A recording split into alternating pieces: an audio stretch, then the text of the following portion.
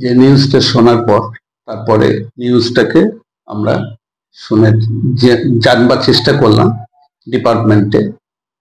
তারপরে জানতে পারলাম যে হ্যাঁ এরকম একটা ঘটনা ঘটেছে। তারপরে আমার ম্যানেজার পার্থবাবু, ওনাকে ফোন করলাম, বললাম তুমি জানো? বললাম না। এবং সেই স্টাফটি যেটা করেছে তাকে জিজ্ঞেস করলাম তুই তো আমাকে বলিস? বলে না স্যার বলি।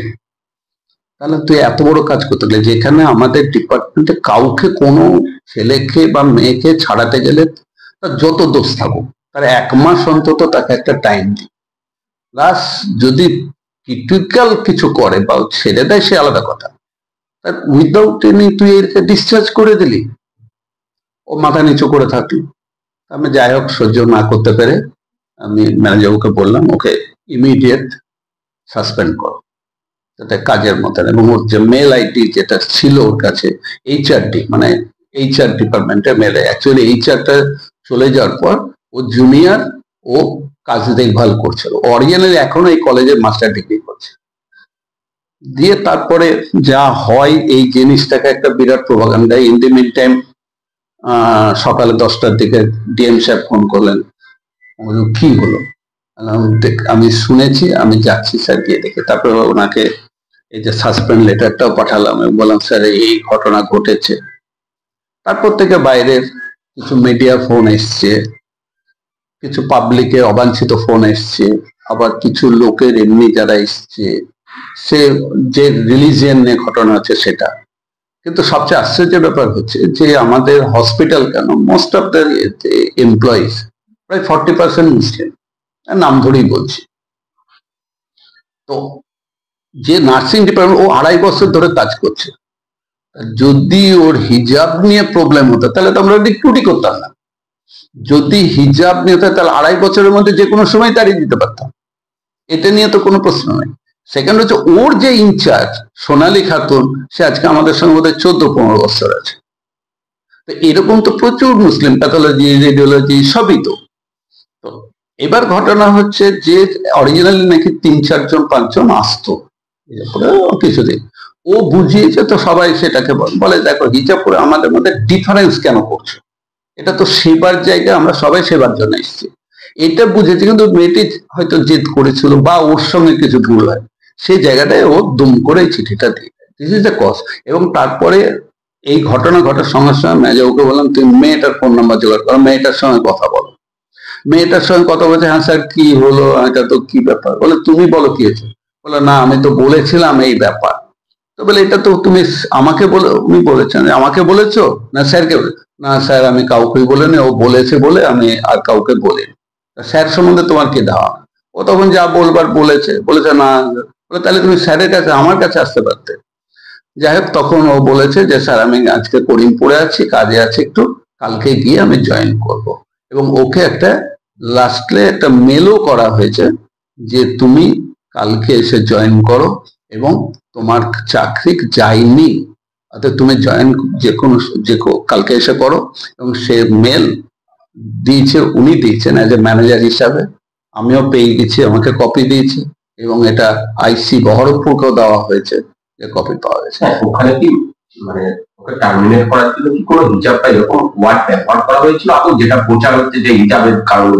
না, হিজাব পড়া নিয়ে কথা হয়েছিল, কিন্তু টার্মিনেট করাটা হিজাব পড়ার জন্য এটা কোনো যুক্তি নাই, কোনো যুক্তি নাই। ঘটনায় তাহলে কি আপনার ভুল স্বীকার করছেন? ভুল হয়েছিল, ছেলেটা ভুল করা মানে আমি অ্যাজ এ হেড সিনিয়র ওদের তাহলে আমাদের তো ভুল বলতে, এবং ভুল মানে কি, এটা ভুল শুধু নয়, এটা গভীরতম ভুল করেছে, এটা গভীরতম ভুল করেছে।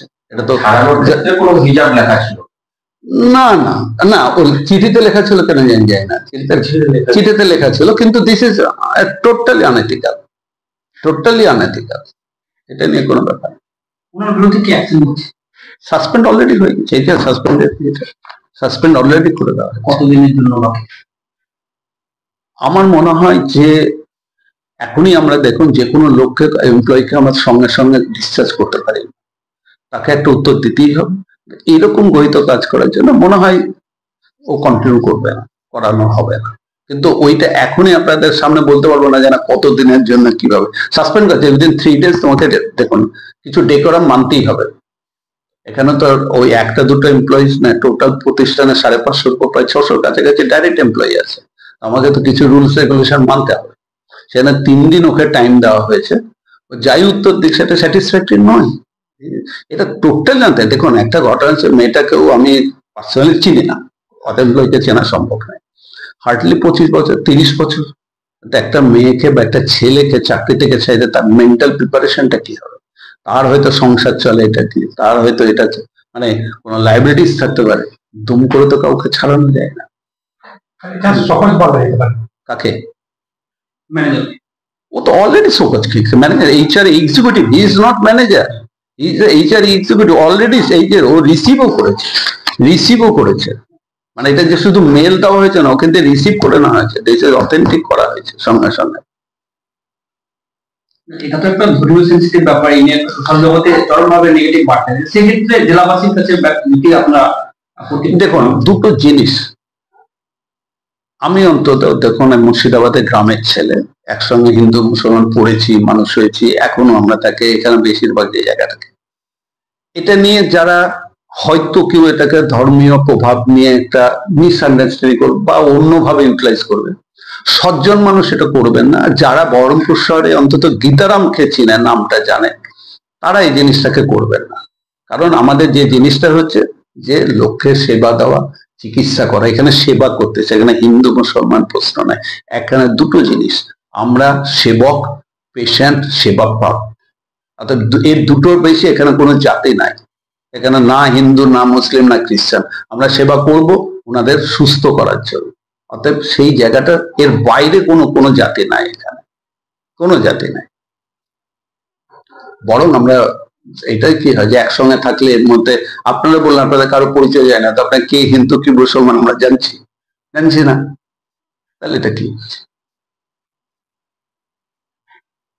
মহিলার পক্ষ থেকে একটু ফিডব্যাক। হ্যাঁ সরি, আপনারা ওনাকে ডেকেছেন বা বিষয়টা নিয়ে মেইল করেছিলেন, উনি কি বলেছেন? উনি আগামীতে জয়েন করতেন, কালকে আসবেন, কালকে জয়েন করতে আসবেন। এবং দেখেন ফোনে কথা হয়েছে সকালবেলাতে ফার্স্ট আপে, তারপরে অফিসিয়াল মেলও দিয়ে দেওয়া হয়েছে, উনি দিয়ে দিয়েছে।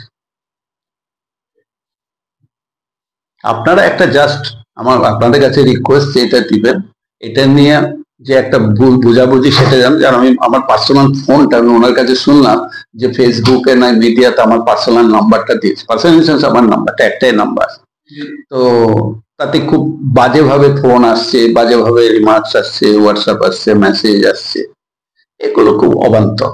আমি কিছু করার নাই, কিছু করার না, মানতেই হবে। আর কিছু প্রশ্ন আপনাদের? Thank you. এটা হচ্ছে আগে